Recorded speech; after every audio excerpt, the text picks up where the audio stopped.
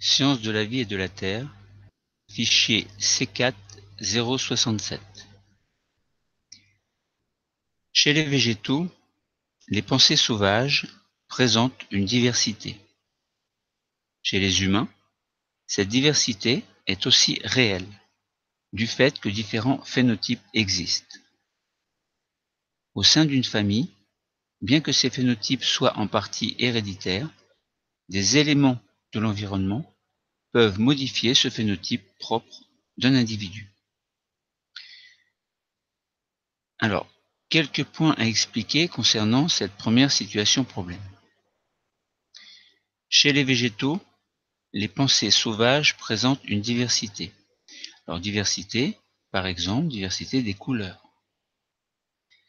Chez les humains, cette diversité est aussi réelle. Donc, effectivement, nous sommes tous différents les uns des autres, même si nous appartenons à l'espèce humaine. Eh bien, nous ne ressemblons pas à notre voisin, mis à part les traits de caractère propres à l'espèce humaine. On parle de phénotypes.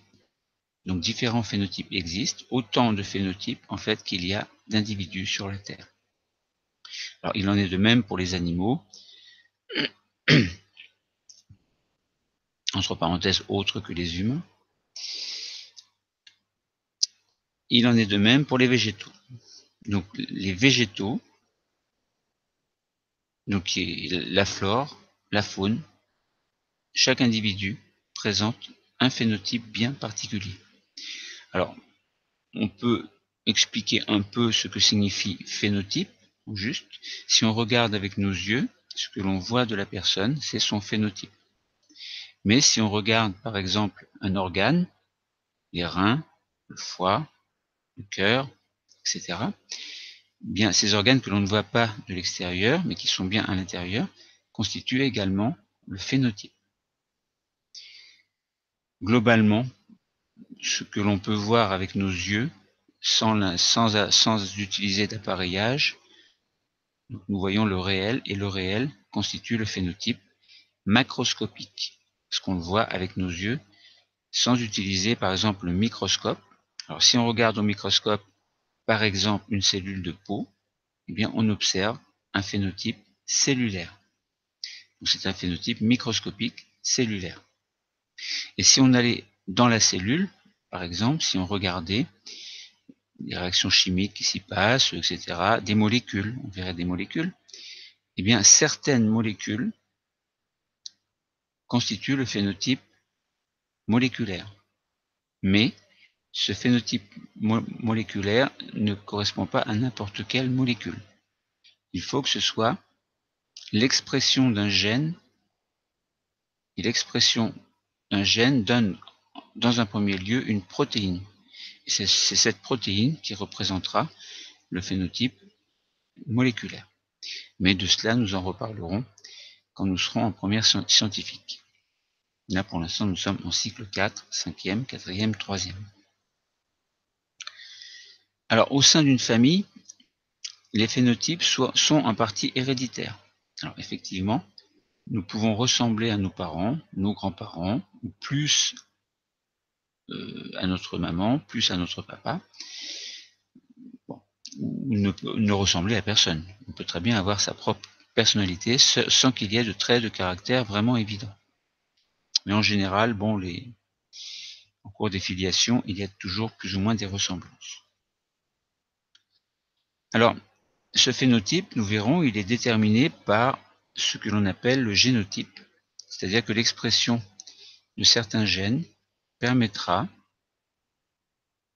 d'exprimer, entre guillemets, un phénotype moléculaire qui lui-même aura une répercussion sur le phénotype cellulaire, qui lui-même aura une répercussion sur le phénotype macroscopique, c'est-à-dire concernant la personnalité dans son intégralité. Donc l'environnement peut modifier ce phénotype. Si par exemple nous allons au soleil, si au départ nous avons la peau blanche, eh bien le soleil va faire en sorte que, au niveau de notre corps, il y aura une certaine défense qui permettra la sécrétion de mélanine à partir de certaines cellules que l'on appelle les mélanocytes. Alors les mélanocytes donc sécrètent une protéine que l'on a, enfin, indirectement, il y aura un produit qui s'appelle un produit de transformation, d'une suite de transformation qu'on appellera la mélanine et qui sera en fait un produit final. Bon, sans trop entrer dans les détails, le bronzage est une forme de protection du corps qui va protéger par exemple certaines cellules superficielles que l'on appelle les kératinocytes. Et donc ce phénotype propre à l'individu sera modifié. De même, les personnes qui font de la musculation, par exemple, peuvent modifier leur corps, donc se muscler, par exemple, et donc cela est dû à l'environnement et non plus de manière propre aux gènes. Bon, donc là, je pense que nous avons compris la situation problème, c'est que on se place dans le monde de la flore, on prend l'exemple de pensée, elles présenteront une diversité, donc leur phénotype sera différent. Et chez les humains, même principe, les humains ont aussi un phénotype, donc d'origine génétique, enfin bon, c'est pas écrit dans le texte, mais on peut l'imaginer, par exemple, au vu des autres cours que nous avons fait précédemment. Et ce phénotype peut être modifié par l'environnement. Alors on se propose de résoudre le problème suivant. De quoi dépend la diversité génétique d'une population? Diversité génétique. Donc là on parle bien de gènes. Les gènes sont divers. Il y en a beaucoup. Et ils sont responsables d'un certain phénotype, quel que soit son niveau, c'est-à-dire macroscopique, cellulaire ou microscopique. Alors ces termes-là ne sont pas, sont plutôt réservés au cycle terminal scientifique, par exemple. Mais nous pouvons en parler un peu. Alors en étudiant les documents, bien sûr, on peut essayer de répondre à cette problématique sans avoir à lire de consignes. Maintenant, nous pouvons essayer de préparer une étude à l'aide des 6 documents. Et bien justement, en utilisant ces 6 documents, il s'agit de montrer qu'il existe une diversité dans la population de pensées sauvages. Donc montrer la diversité des phénotypes finalement. Puis ensuite, de comparer les différents phénotypes des individus humains. Donc on prend plusieurs humains et on regarde quel phénotype ils ont. Bon, on verra que chacun est différent. Bon, les phénotypes seront différents. Mais il s'agira ensuite de montrer que les phénotypes sont en partie héréditaires au sein d'une famille. Voilà, un phénotype héréditaire, ce qui paraît normal puisque le génotype sera mis en cause, c'est-à-dire l'ensemble des gènes qui vont fonctionner ou s'exprimer à un moment ou à un autre de la vie de l'individu. Alors, on parle de gènes, mais il faut également parler des allèles, puisque les allèles sont différentes formes d'un même gène. Un allèle, c'est un gène, mais différents allèles vont représenter un gène sous différents aspects. Donc l'expression de chaque allèle, même si ils appartiennent au même gène, donneront des phénotypes différents. Donc en premier lieu, phénotype moléculaire, puis cellulaire, puis macroscopique. Alors, donc, concernant la compétence travaillée, il s'agira de pratiquer des démarches scientifiques, notamment interpréter des résultats et en tirer des conclusions. Alors, avant de passer à la correction écrite, bien sûr, il faut étudier les documents, essayer de les mettre en lien les uns avec les autres. Alors, il y a 6 documents. Commençons par le document numéro 1. Le document numéro 1 peut concerner une sortie sur le terrain. Alors, des élèves peuvent, par exemple,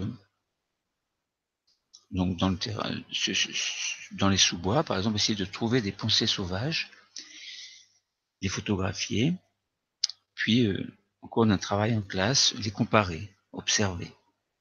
Il est très important d'observer le réel afin de pouvoir en expliquer les traits particuliers. Alors on voit sur ces photographies qu'il y a des pensées sauvages de différentes couleurs. Alors, toutes ces pensées sauvages appartiennent à la même espèce, Viola tricolore. Chaque individu possède un ensemble de caractères visibles. Alors par exemple une couleur, la couleur des pétales, couleur dominante, des formes également, le nombre de stries à la base des pétales, etc. Alors à noter qu'une population de pensées sauvages, une population c'est un ensemble d'individus d'une même espèce qui occupent le même territoire. Donc ensemble d'individus, même espèce, qui occupent le même territoire. Alors, on entend par espèce des êtres vivants qui peuvent se reproduire entre eux. C'est le cas des pensées sauvages de l'espèce Viola tricolore. Tricolore, alors ça fait penser à 3 couleurs. Donc nous voyons qu'il y a des pensées plutôt violet foncé. Donc certains ont des pétales blancs et d'autres ont des pétales plutôt jaunâtres. Bon, donc on va dire jaunâtre, violet et violet très foncé tirant presque sur le rouge. Donc ce sont les couleurs dominantes de ces 3 types de fleurs.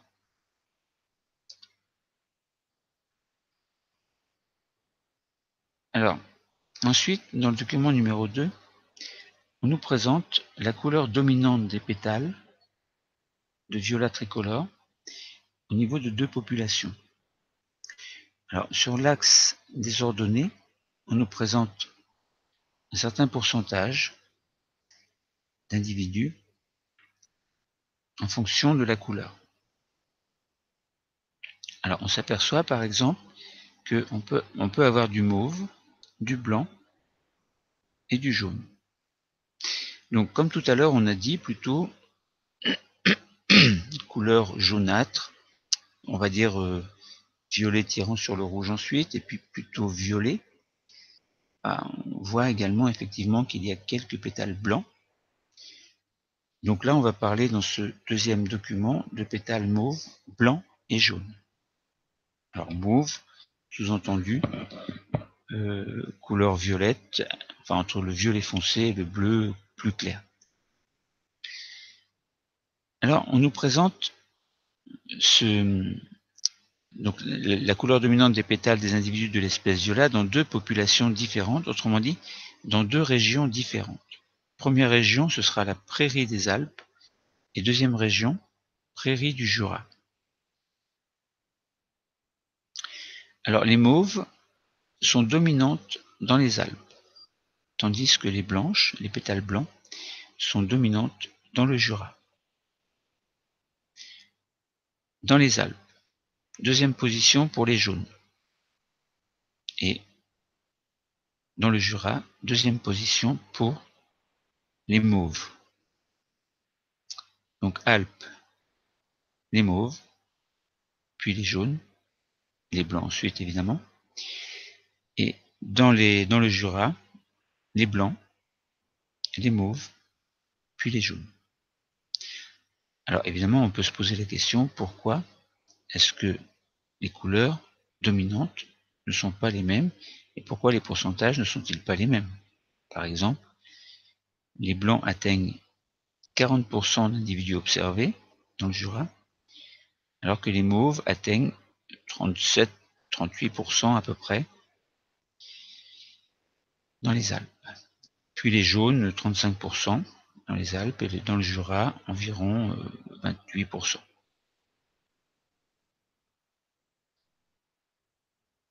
Bon, donc on peut se poser la question, mais on n'a pas de réponse évidemment dans ces documents. On peut juste imaginer pourquoi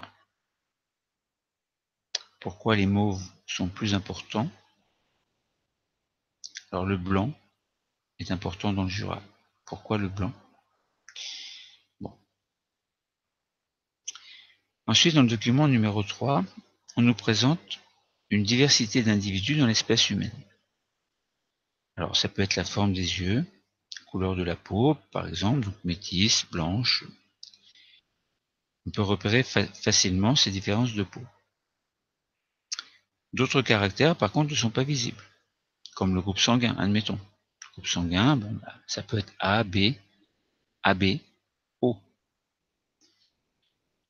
Bon, cela ne se voit pas, mais ça fait partie aussi du phénotype. Alors, tous ces caractères diffèrent d'un individu à l'autre et constituent ce que l'on appelle le phénotype de l'individu. Nous en avons parlé précédemment. Alors, concernant les groupes sanguins, donc, les gens peuvent faire une carte de groupe sanguin. C'est même conseillé. Bon, voilà, donc qu'il s'agisse de pensée ou d'humain, il y a des traits de caractère différents constituant le phénotype. Alors, caractère dans le sens expression de certains gènes, bien sûr. Ensuite, dans le document numéro 4, on peut voir un couple, un enfant. Alors, les parents qui sont du groupe sanguin A et B ont un enfant ou peuvent avoir un enfant de groupe sanguin AB. Alors, notamment pour le savoir, pour savoir quelle est la probabilité pour un enfant d'avoir le groupe sanguin AB, il faut savoir faire un tableau de croisement et il faut connaître les groupes sanguins des parents, bien sûr, et connaître également les allèles, puisque chaque allèle, chaque gène est représenté en double exemplaire, puisque dans l'espèce humaine, il y a 23 paires de chromosomes, et sur la paire de chromosomes numéro 9 sont représentés les allèles des groupes sanguins. Alors on rappelle que les allèles, concernant le groupe sanguin, ce sont les allèles A, B ou O. Donc on peut avoir 4 types de groupes sanguins, A, B, AB ou O. Donc les parents sont, les parents sont A et B, et l'enfant est AB. Donc quel pourcentage pouvait-on prévoir pour que l'enfant soit AB? Je répète, il faut faire un tableau de croisement, ce que nous allons apprendre dans un autre cours. Chez les chiens, ça peut être le même principe.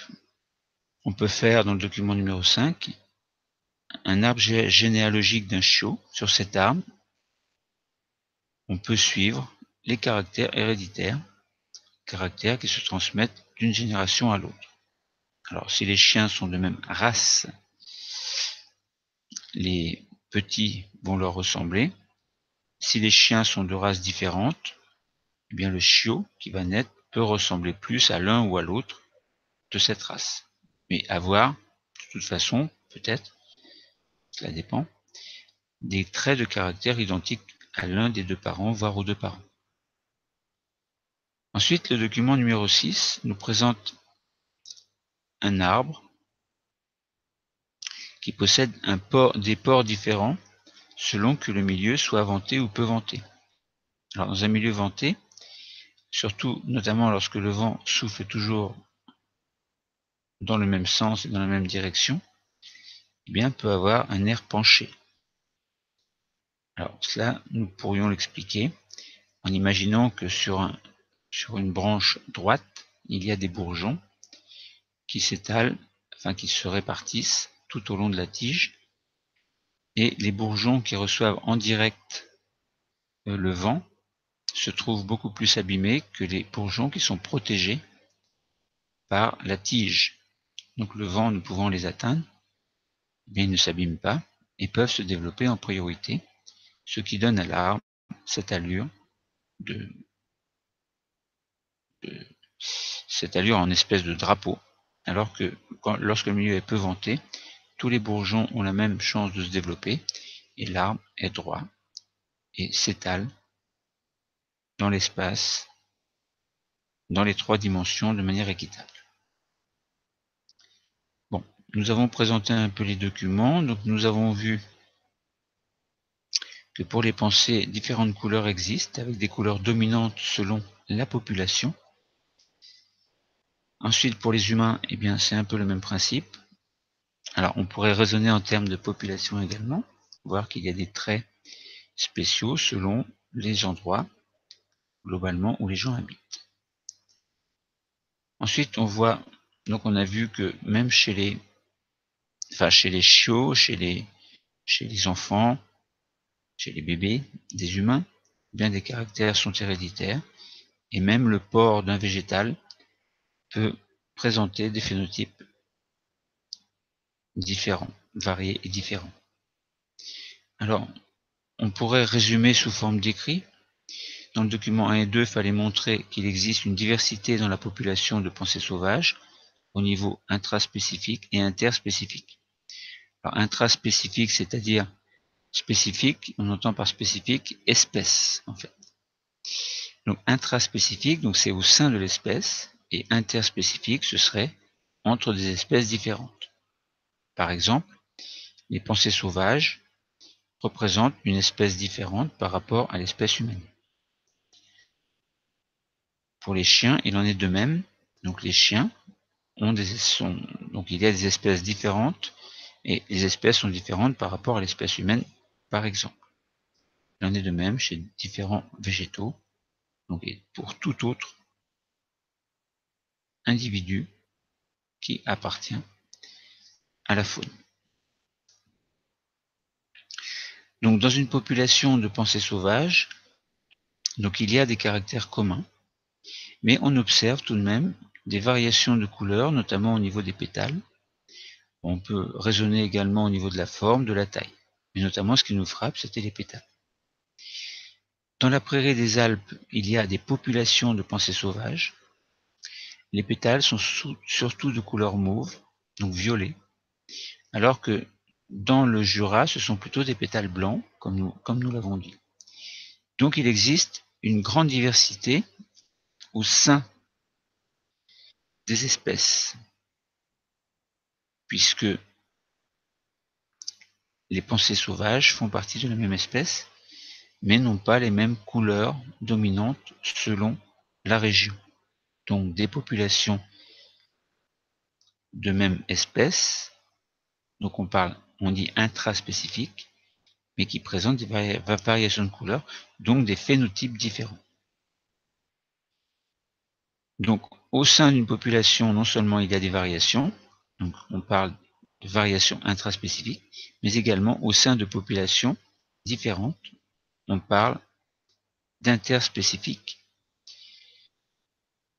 Ensuite, dans le document numéro 3, il fallait comparer les différents phénotypes des individus humains pour faire le lien avec leur diversité.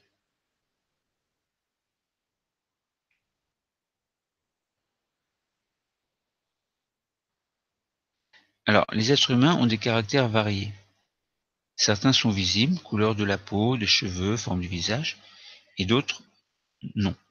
Par exemple, groupe sanguin, facteur Rhésus aussi, groupe sanguin A, B, O. Tous ces caractères constituent, donc nous l'avons dit, le phénotype d'un individu. Ces différents phénotypes sont à l'origine d'une très grande diversité des êtres humains. Donc on ne se ressemble pas du tout les uns les autres, enfin pas du tout, mis à part les caractères de l'espèce humaine, mais sinon nous sommes tous différents les uns des autres. Alors, juste à noter que une fille, donc si nous observons les documents 4 et 5, montrait que les phénotypes sont en partie héréditaires au sein d'une famille, une fille possède des caractères provenant de ses parents. Par exemple, couleur de la peau, groupe sanguin. Le chiot, quant à lui, a la couleur des poils de son père ou de sa mère, selon le cas. Ces caractères que l'on retrouve d'une génération à l'autre sont bien des caractères héréditaires. Concernant le document numéro 6, il fallait indiquer quels éléments peuvent modifier le phénotype d'un individu. Eh bien, dans l'environnement, par exemple, c'est le vent.